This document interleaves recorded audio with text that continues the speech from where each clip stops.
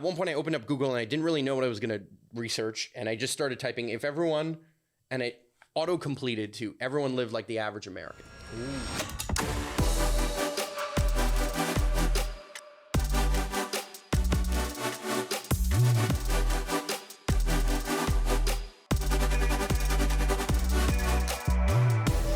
Welcome to the Warrior Growth Academy podcast, where we go on a journey to discover who we truly are and into becoming the better versions of ourselves. Our guest today is a very interesting person who went from a marketer, investor, entrepreneur to farmer. And he's going to share his journey, but also a lot of thoughts and opinions and also insights that I think, especially on the farming side, we're not aware of that world if we're not in it, but much more. Welcome to the show, Marc Angelo Coppola. Thank you for having me. How you feeling? I'm great, yeah. Awesome. Are you related to Francis Ford Coppola? Not that I know of, possibly distantly. For sure, we probably come from the same part of Italy. Yeah. And ironically, my father is also my father's a lawyer, but he works in kind of the film industry as a lawyer. And he also has a vineyard. So it's hilariously like Wow. it's almost like somehow genetics does something like that. Like, or it's maybe the Italian culture that we want to have wine and good food and we like entertainment or something. I have no idea, but no, not that I know of. That's awesome. Yeah. Before getting into your journey, I want to just at least start because I think that's exciting, and that's the first question that came to mind when I was preparing for the discussion with you. You are in the farming world. You've started a farm, but right now in the world, there's a lot of things going on with farmers. Can you tell us like what's going on? Because to be honest, I don't think a lot of people, including myself, are aware of kind of the situation, right? Yeah, I mean, I think there's a lot of things going on that are related to, let's say, macroeconomics and the economy and all the different things that are happening in the world in terms of the amount of money that we printed. And that is having a massive impact on the prices of everything. So obviously, there's an enormous amount of inflation. And inflation tends to be very heavily skewed on things that require a lot of inputs to produce. So anything that is, when we hear supply chains, right? Anything that starts to affect one thing, like the price of gas, for example, obviously dramatically changes the cost structure and changes how much it costs to produce anything else. Yeah. So in the world of farming, it is incredibly sensitive to gas prices, labor prices, and labor availability. And so I would say that the biggest thing that's happening in our world today at large is that we're an aging population. We're seeing kind of the population pyramid that normally is, there's a ton of young people, and as you get older and older and older, there's a kind of a pyramid-like effect. But because of birth control, because of economics, because a lot of people moved into the city and the cost of living, we've seen, of course, an enormous amount of people move away from farming, and therefore there's not enough labor who has. There are not enough people who know the skills of actually farming. Back, I want to say, 1,000 years ago, most people were involved in some way, shape, or form on the means of production when it comes to food. And now I think it's like 1 or 2% of all of the entire population grows 100% of the food for all the population. And you have to consider that, yes, technology has kind of advanced or enabled us to take more control over large swaths of fields and land and kind of industrialize essentially the entire process of making food. But we definitely also lost a lot of the nutrients, both in our topsoils. And I would say that farming is more about soil than it is about product. But also in just the, we're losing touch with what is a healthy lifestyle and what our food should contain or not contain, and what our food, let's say we're eating animal products, should eat or not eat. And so we've kind of commercialized and overvalued the productivity and the efficiency side of farming, and undervalued the nutrients and the soil health and the ecosystem that is farming and the ecosystem that is nature. And so then where this starts to get really crazy is, given the war between Russia and Ukraine and all the different things that happen there, we're seeing some of the biggest producers of corn and wheat go down in Ukraine. Ukraine, I think, is the 4th largest producer of corn, 5th largest producer of wheat. You can imagine how many people might start to starve. So we're headed towards a period of time where there might be food shortages. Some people say to the tune of 1 billion people on the planet might begin to starve this year and maybe for the next few years. And that really boils down to, when do we get some of this corn and soya production, or not soya, but corn and wheat production back online? I would say more specifically wheat, but they also are big producers of, I believe, sunflower and sunflower oils and a bunch of other stuff. But the other huge component is that because of the way we now do industrial agriculture, we are focused on producing one very specific crop, what are called monocultures. Meaning like the whole field. The whole field is one is corn or is soya or is or your whole herd is all cattle. But back in the day when we used to farm in villages, we would have all the inputs right where they are. So for example, the fertilizer that comes out of the cows could be used to put on the fields to then grow the food, to do the thing. And we rotated in a way that was good for the ecosystem. Because we were able to industrialize our access to fertilizers, phosphorus, nitrogen, a bunch of potash, a bunch of other stuff, we became incredibly dependent on the supply chain that supplies those things. And Russia is one of the biggest suppliers of fertilizers on the planet. Now, all the Western countries that have sanctioned Russia no longer get access to those fertilizers. That means this year, for the first time in a very long time, farms will not have the fertilizers that they need to grow the food that we eat. So last year when the war started... Fertilizer, fertilizers are adding the nutrients back to the soil that grow the plants that you actually eat. Oh, okay. So with less fertilizer, the plants might not grow as well. They might die, or they might grow smaller. And so... And if you're really lacking nutrients in the soil, at the end of the day, you cannot, it's like your body requires certain things. It needs calories, it needs proteins, it needs certain things to function. Well, the same is true for plants.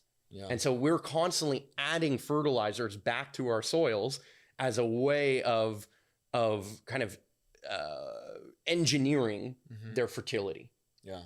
But when the supply chain of those things ends, then the prices of those things rise. So even if you do have access to it, now there's less supply. So therefore, the demand is still the same. We still have to eat. If anything, it's growing because we have more and more people on the planet.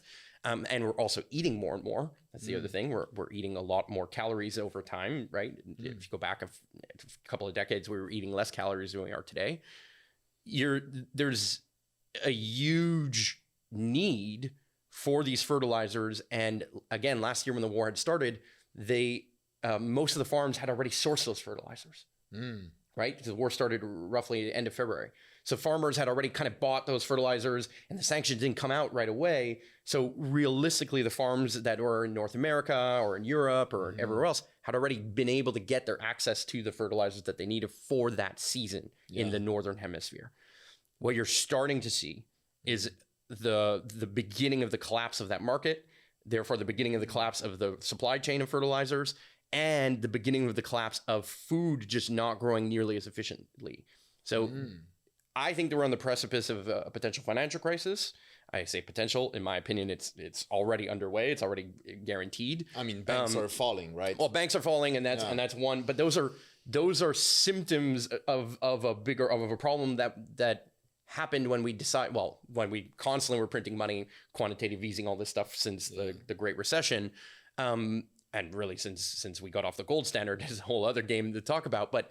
But also when we printed an enormous amount of money for COVID and everything related to lockdowns and shutting down the entire world economy for various periods of time, depending on where you were in the world. So we're clearly in a very precarious state, and unlike other periods of time in history, the means of production are not all found in certain areas. So certain parts of the world are going to be totally okay in terms of their farms still have access to fertilizers here in Canada. We still have access to good water. We still have access to a lot of fertilizers. In America, I think we'll do okay. They'll do okay as well. Mexico possibly as well. I believe Canada, North America will thrive in the coming decades, but we're going to see an enormous amount of challenge in South America and in Europe and also in Asia in certain places. But though there are many countries around the world that with certain people's forecasts, and I'm not here to predict the future, they're saying there might be a 40% decline in the amount of calories or the amount of food that they're producing. So yeah, we're in a very interesting time frame. And the inflation that we're seeing has less to do with that fertilizer shortage and the problems that farmers are facing, particularly in certain areas, than it does to do with the amount of money we printed. But what is also happening is we are now in a time where climate change has kind of gained momentum in terms of we have to do something about it.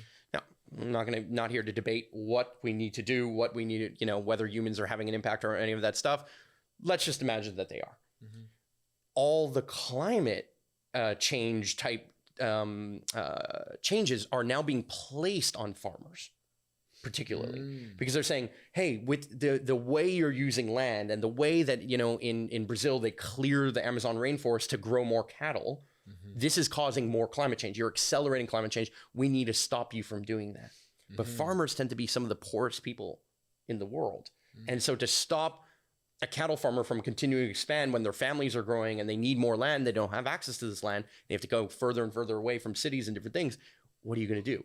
If you're going to ask people to stop using certain fertilizers because they tend to create more carbon dioxide or off-gassing or whatever, essentially, contributing to climate change, well, then what's going to happen is industrial agriculture is going to fail.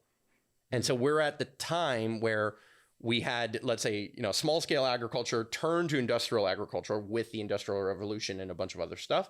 And now we are seeing the end or the beginning of the end of industrial agriculture, at least in this way. Now there might be other innovations, maybe with vertical farms, maybe we're going to grow more within our cities. Maybe we're going to eat less calories. Maybe we're going to do lab grown meat. There might be other ways, and there possibly are other ways to do it. But the interesting thing about farming, unlike the world of, let's say marketing and entrepreneurship and, a world that I know quite a bit about, and I'm sure you do too, is you can't just create more. Like everybody could create more content. We could create more blogs or more whatever. And it's just like the internet can just be filled with more and more and more. But the lag and the delay of physical tangible reality doesn't work easily that way. And once you disrupt certain supply chains, you disrupt lots of challenges that many people throughout the entire ecosystem face. And at the end of the day, there's the one thing: we all eat. We could talk all day about supply chains of cell phones or electronics or cars or batteries, anything of that nature, but we all eat. And we need it at that moment. And we need certain things to be there at certain moments, or else the entire season is scrapped. And then you're talking about another cycle that has to go through another season that has to come forward before that problem fixes itself. So it's we're in a precarious position. The Dutch farmers are having a big uprising for a good reason. In Canada here, April 1st, 2023, we're seeing an increase in carbon taxes or carbon offsetting, carbon or climate change policy, which is going to increase gas prices by, they're expecting about 14 cents a liter. I mean, add that back to your food because your food currently, or most of your food, is grown using an enormous equipment that uses an enormous amount of gas. And then the transport of that food, because, we grow apples in Canada, but ship them to China to turn it into apple concentrate, to ship it back to Canada and add water and make apple juice. That starts to fail as these inputs get more and more expensive. So yeah, this is incredibly nerdy. And I'm sure your audience is like, wait, why are we talking about farming here? But it is, at the end of the day, it impacts all of us. Yeah. That's the crazy part, is that we don't think kind of on a surface level that those things even concern us at all, other than maybe from an empathetic point of view of like, oh, I see some people being angry or needing help.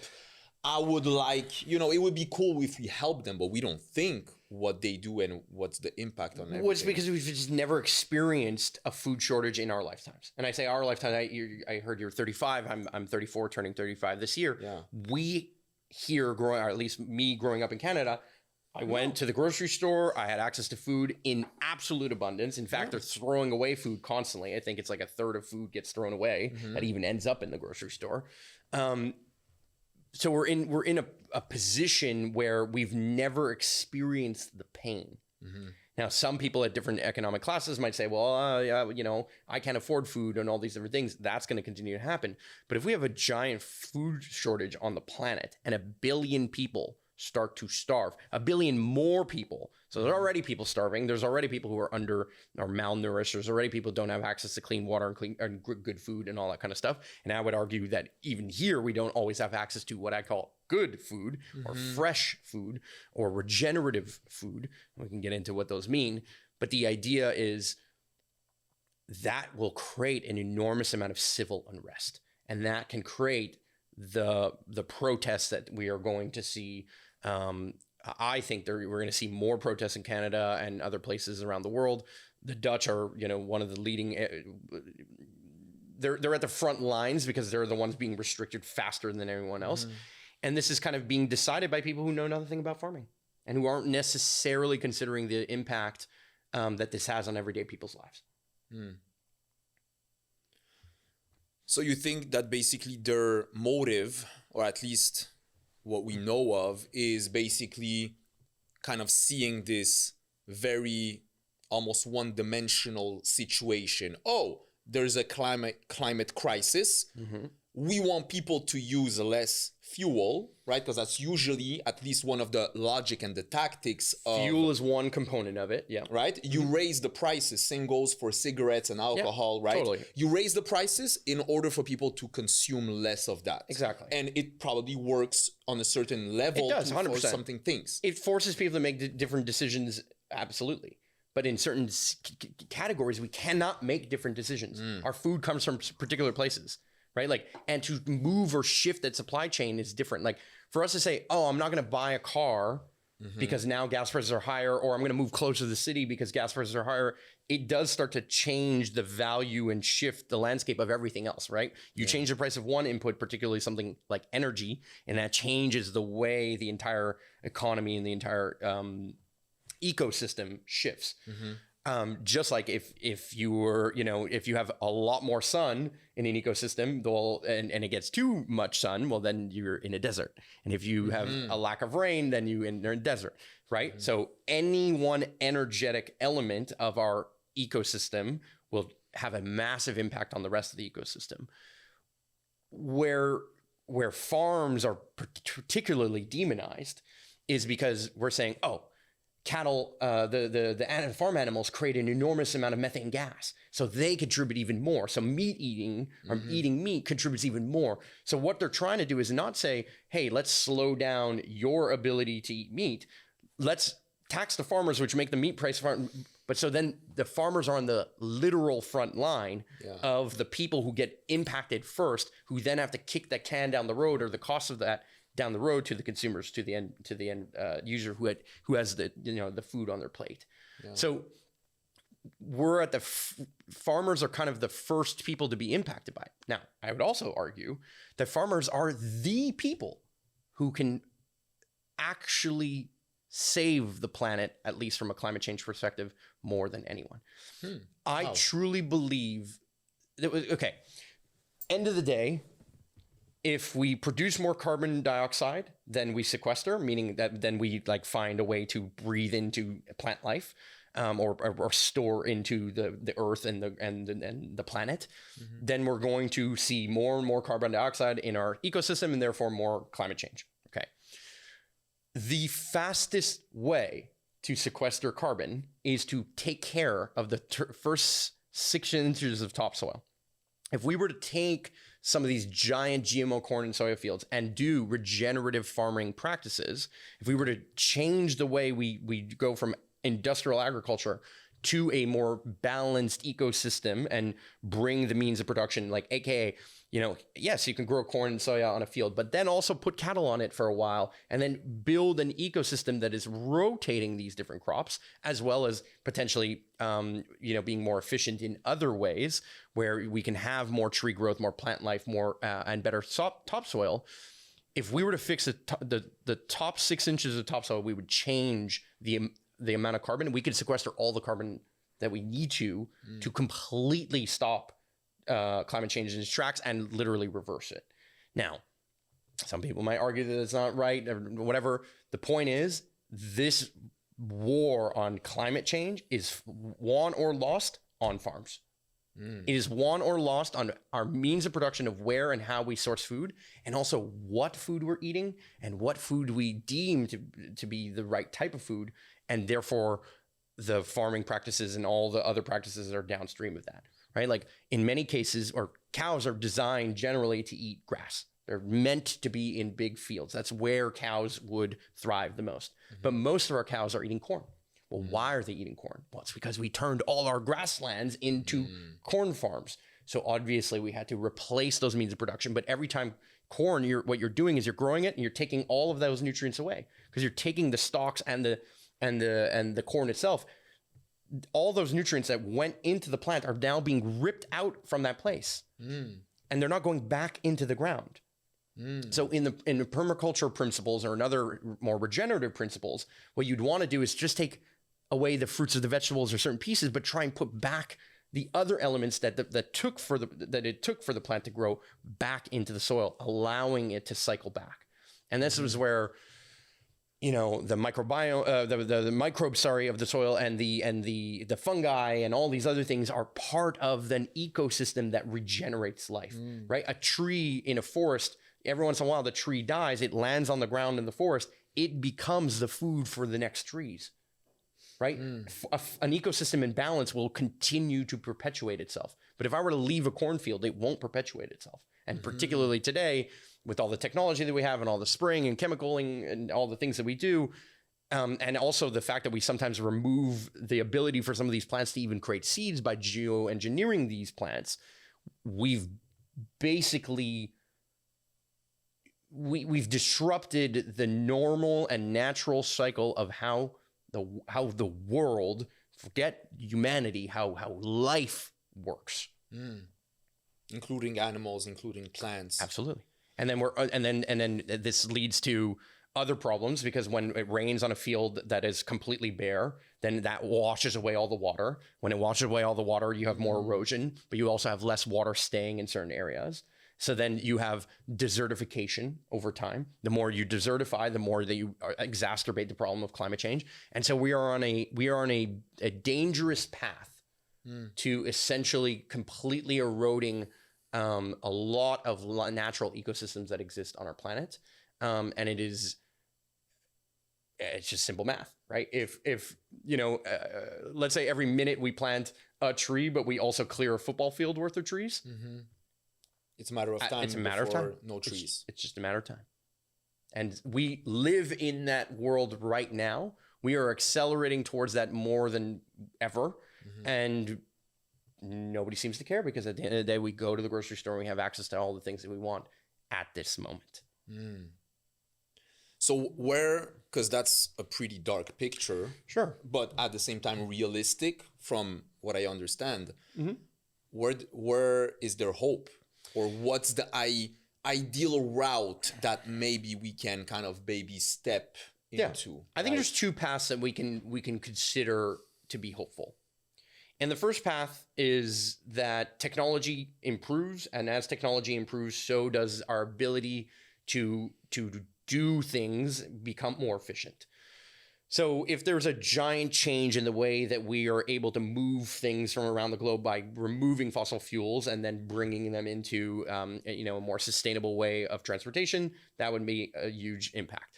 If we have to move things less, right? If we don't have to ship things as far, that would have a huge impact. If we started doing vertical farming, meaning maybe we don't have to continue to chop down more forest or more land or pillage more land for farming, but we can grow more vertically. That might have an impact. You could go further, right? What about lab-grown meats? What about the ability to engineer things without necessarily even having to grow, even having the animal ever exist? Could that be safe and as nutrient as real? I mean, a steak made in the lab. Is it the food that I want to eat? No. Is it the food I want to do? Do I trust giant corporations to feed me well? Yeah. No. But here's the thing. Many of us say that, but then giant corporations still feed you. I think it's like almost 100% of meat, other than small scale farming in, let's say, in America, comes from 3 large meat companies. Okay. Right? So we're in a position where huge corporations are making decisions of what we eat, or at least what we eats. And there's an enormous amount of distrust in me, in my body, and in, let's say, my community towards giant corporations solving the problem. Now, where I do trust that they're going to want to solve the problem is that as the problem grows, the economics of solving that problem start to grow, and therefore more and more people start to invest in that.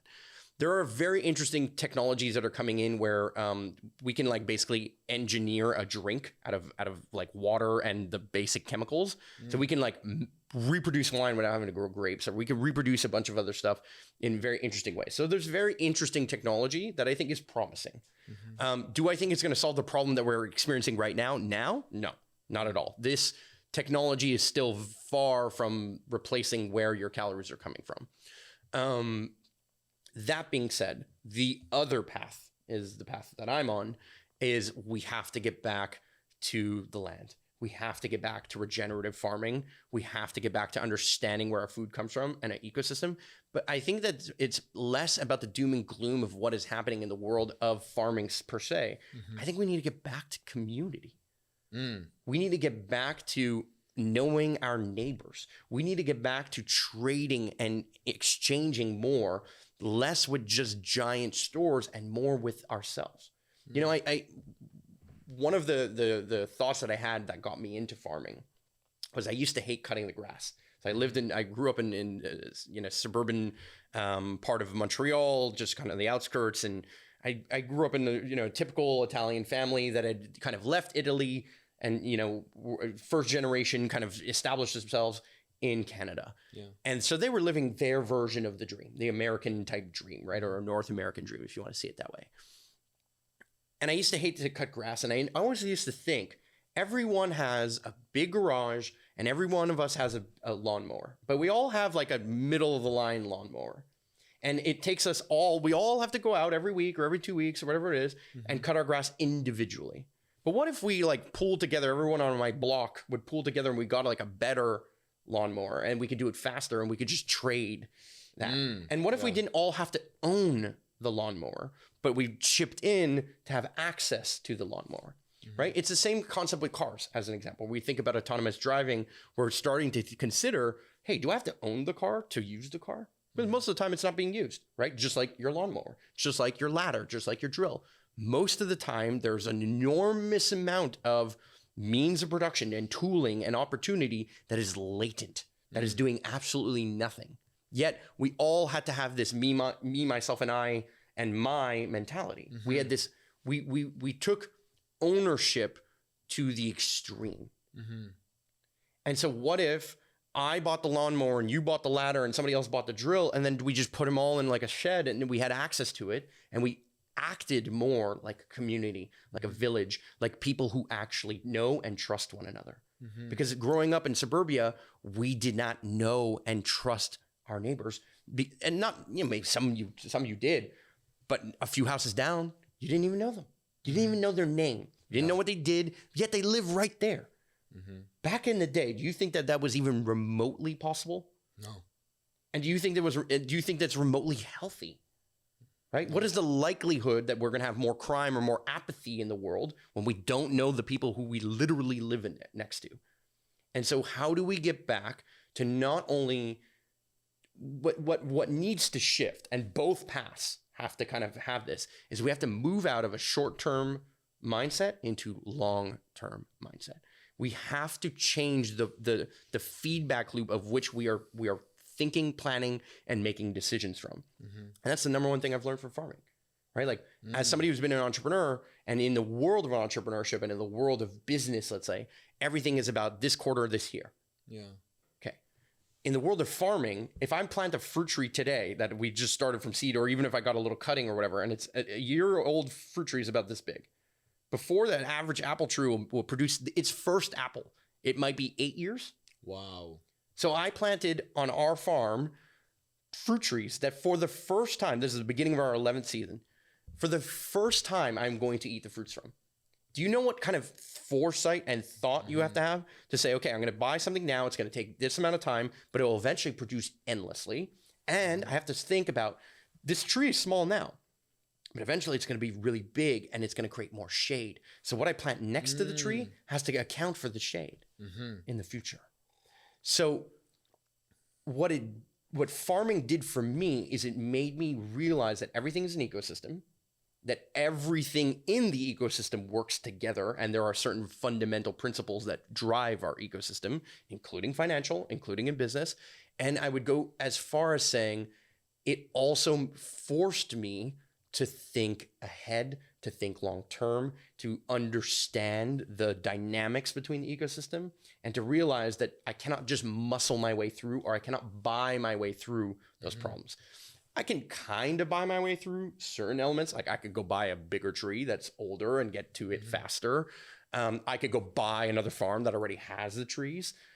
But I think we have to start considering turning our lawns into gardens. I think we have to start considering regenerating in our own backyards, in our own neighborhoods, in our own lives, and our own bodies.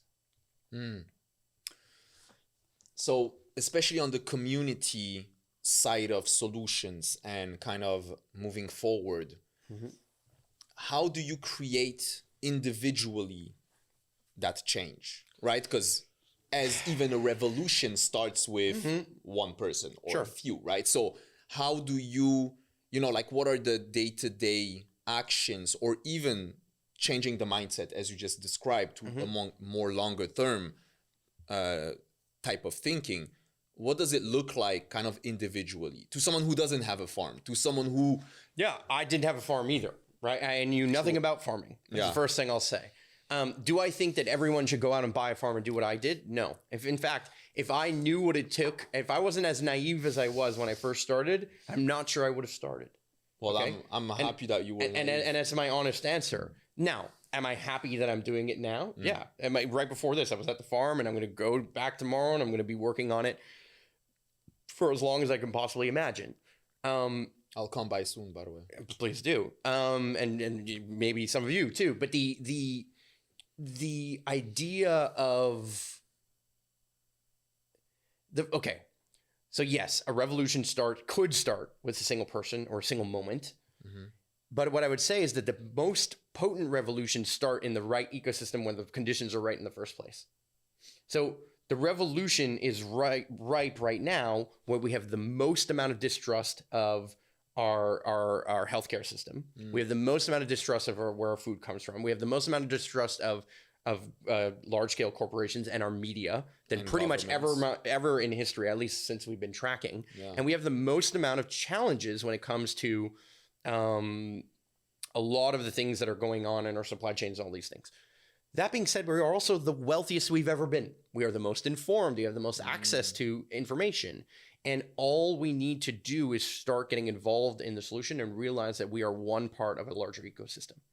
As a farmer, I'm actually not the best farmer.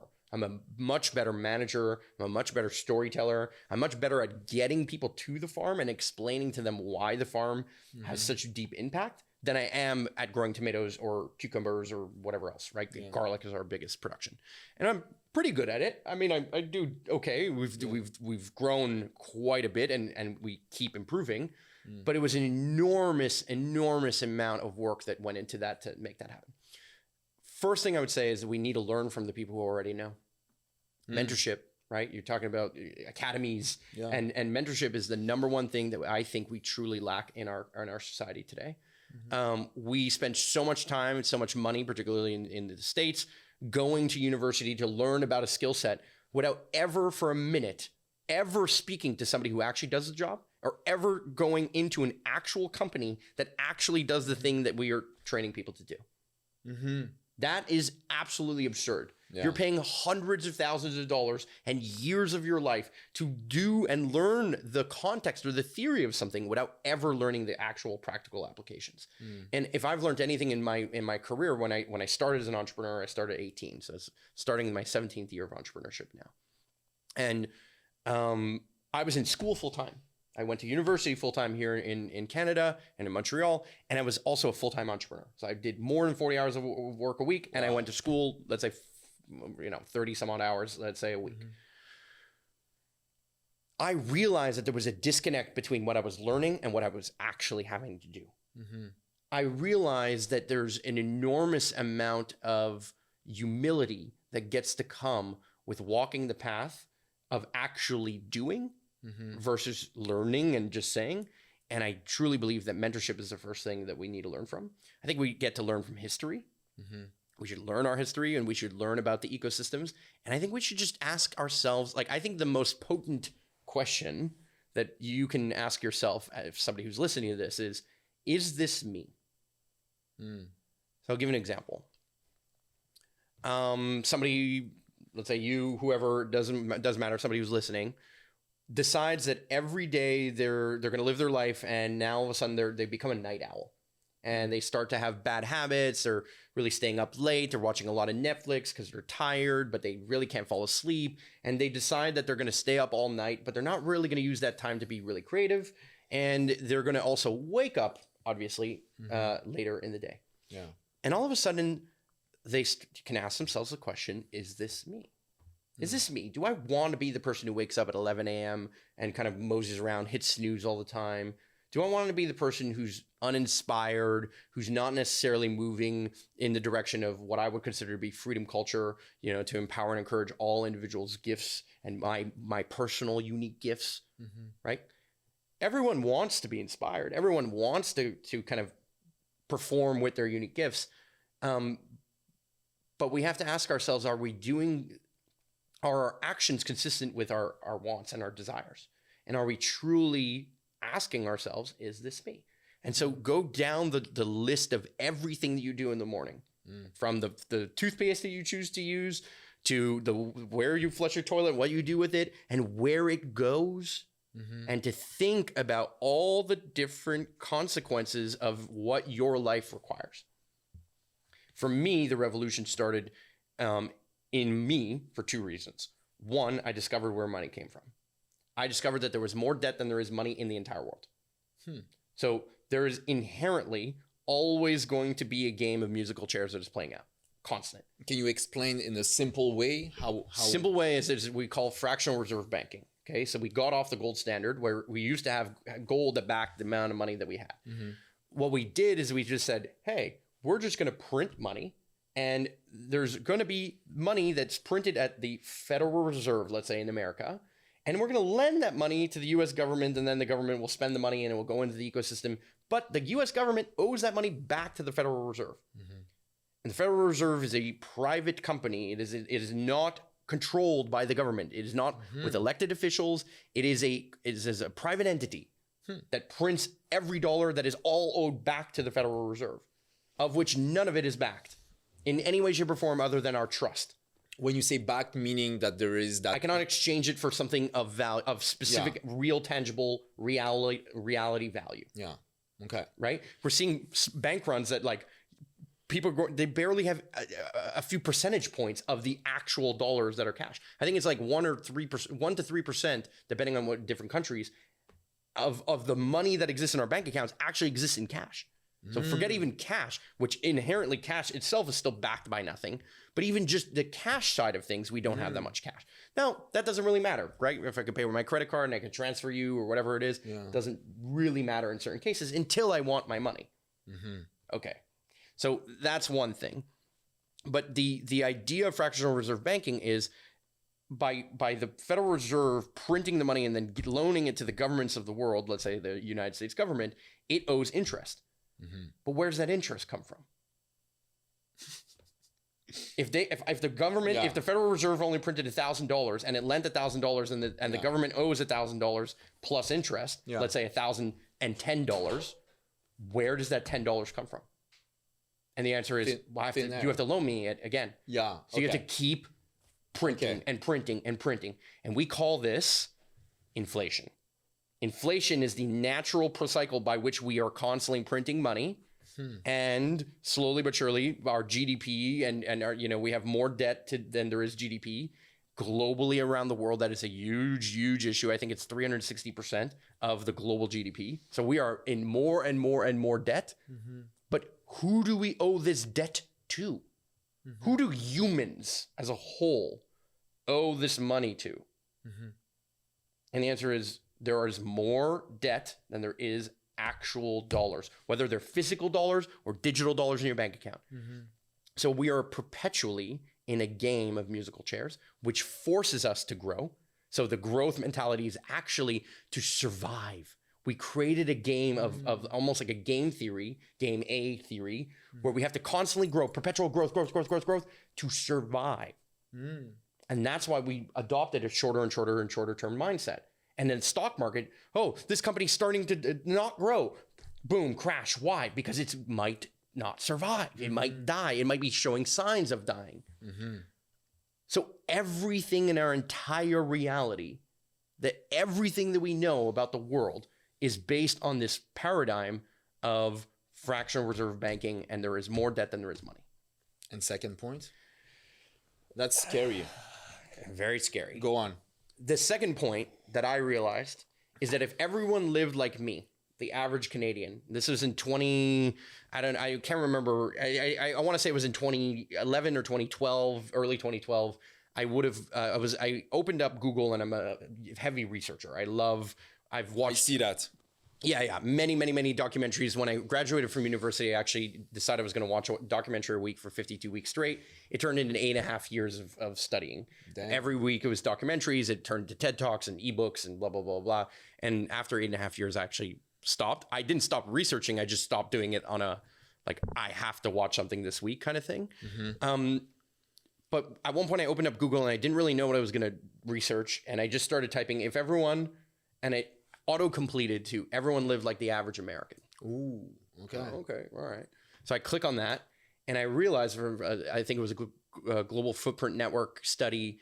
It said if everyone lived like the average American, we would need 4.1 planets to survive. Meaning the amount of resources that the average American has, it Food, consumes. Clothes, electronics, everything, whatever they consume in the world. If everyone on the planet, if all now 8 billion roughly of us lived like that, we would need 4.1 planets of worth of resources to all live like that. So I was like, okay, America, super consumerism, like whatever. I wonder what it's like in Canada. So I start typing that in. 5. We need 5 planets. So that's worse.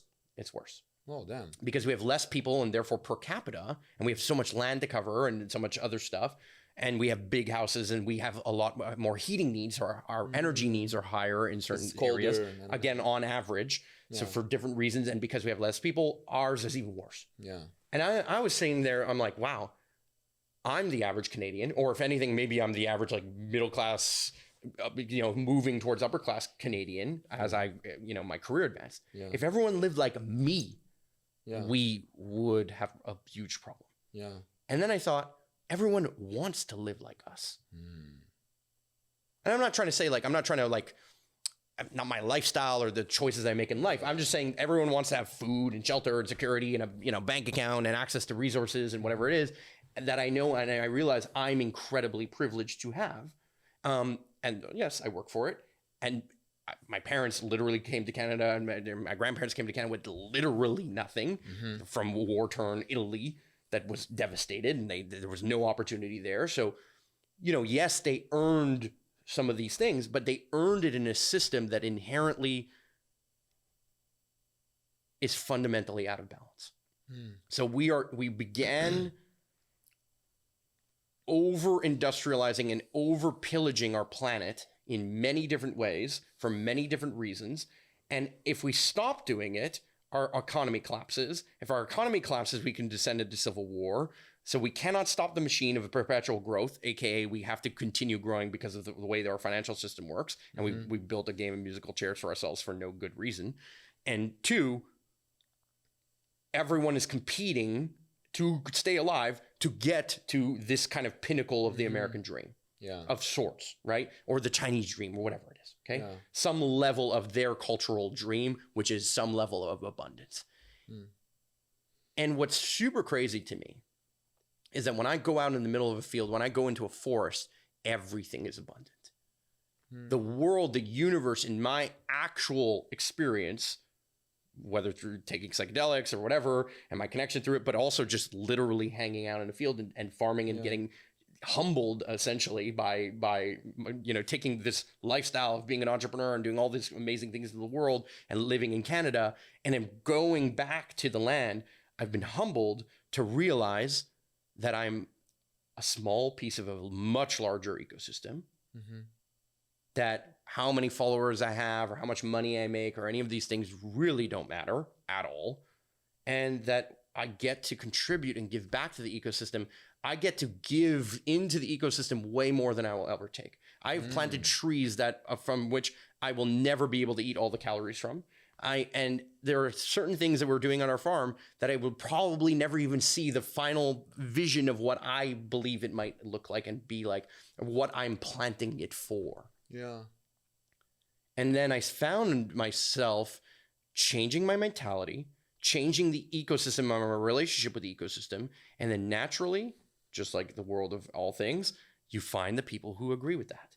And then they start to come and they start to come and they start to come. And so 11 years ago, when I walked out in the middle of a GMO corn and soy field, planted a tree and declared I would build the school I wish I could have gone to and the community I wish I could have grew up in physically and digitally, that changed my life. And that's where Valhalla Farms and the farm, which was at the beginning called Valhalla Movement and still is that movement, was born. It was a field with literally nothing, GMO corn and soya, 88 acres, 20 minutes outside of downtown Montreal, with nothing on it. I mean, it has a little stream, and it's really, one of the streams is really a runoff from all the GMO corn and soya fields. So it's not necessarily a stream I drink from. And there's another stream in the forest, and about half the property is forest, but a forest that had been, chopped down. All of Canada, or all of this part of Canada, had been chopped down multiple times throughout its history. When the natives were living here before, let's say, the Europeans came, there was massive trees here. Not nearly like the trees and forests that we see today, because the ecosystem has been pillaged.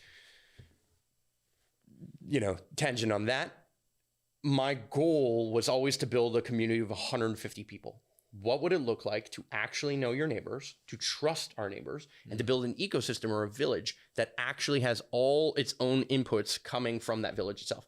Now, while still being connected to the greater community. I still live in Montreal. I still am going to go hang out and do a podcast. I'm not going to produce everything that we do 100% on that farm, but could I take care of our community's power needs, water needs, food needs, mental health needs, going beyond just, the basics of Maslow's hierarchy of needs into abundance.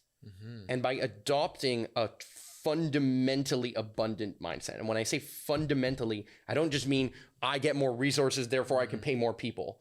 That is in the game of musical chairs, that is only leaving that other people don't have. But in the game of I take seeds that literally grow off trees and flowers and plants and spread them, and I nurture life, it is the definition of actual real world physical abundance that inherently makes everything change. And that's why our farm grew. There's so many people that just keep showing up every week. There's new people to discover us from all over the world. I got a call from a guy in Vegas who's like, I heard about you online. I would love to move to Canada. Can I come? And it's like, well, okay, wait. Like there are already too many people showing up. And add crisis, add a famine, add all these other things, it will only grow. So you ask me, why should we have hope, or where can we find hope? Because it all comes and feels very bleak and and challenging, and you know, it's weird to kind of discuss all of these different challenges. I am incredibly hopeful that we will be able to build this movement. Now, I'm not saying we because of Valhalla or me. I believe that naturally at some point, the machines that we've built, some pieces are going to break, and that will then force us into those shifts and changes. I believe in the natural free market type economy because I believe in the ecosystem. It's not because I believe in money or I believe in this government or I believe in these companies. Far from. Just the natural evolution of all those pieces. I believe in natural building humanity. And falling apart. Exactly. And I am just one piece of that in the ecosystem that is Montreal or Quebec or Canada, or depending on how big a flag you want to, you know, let's say correspond to. But I just believe that naturally we will, in many cases, be forced into making these changes and realizing these changes in our life and our lifestyles. So guys who are listening, make sure we will put in the show notes all the links to Marc's farm and how you can get involved. You told me that if you are in the area of Montreal, you can come for like one day, right? Yeah, you come any Friday or any Saturday, and you can come and get involved. You can ask questions. You can help plant things depending on what time of season you're coming. There's a million things that are constantly going on, both in the construction side, the farming side, on the social side. There's a lot of community activities that we're doing. There's a lot of health and wellness things that we do, a lot of entrepreneurship stuff that we do. We're building an online academy, teaching community building, teaching farming, all these other things. There's a bunch of different ways you can engage, whether you're in Canada or in Montreal or not. There's a ton of ways that you can engage, and you can also just like support. You can engage even with your likes and comments. And actually, you know, and I know where you're getting to this. If you love this podcast, if you watched all the way to this point, please show some love to the podcast. Now, I'm not asking about me. Please go and show some love to him too. Yeah, but hit the like button, hit the comment button, because on it, truly, the number one thing you can do to give back in the ecosystem of the content that you just consumed is to share. Is to tell the algorithms you like this so that maybe others will see it too. I appreciate you, brother. I'll see you at the next episode of the Warrior Growth Academy podcast. Thank you for tuning in. Remember to live with more love and respect for the nature, the animals, for what you put in your body, but also building a tribe. And I'm just trying to condense the past 1 hour into one sentence, and I just realized how nonsense it makes. But I don't need to repeat what Marc already said because you obviously listened, but just live more mindfully and we will build a better world together as a community. Marc, thank you for coming. I'll see you next time. Nice one, bro. Nice one, bro. Blasted you with information.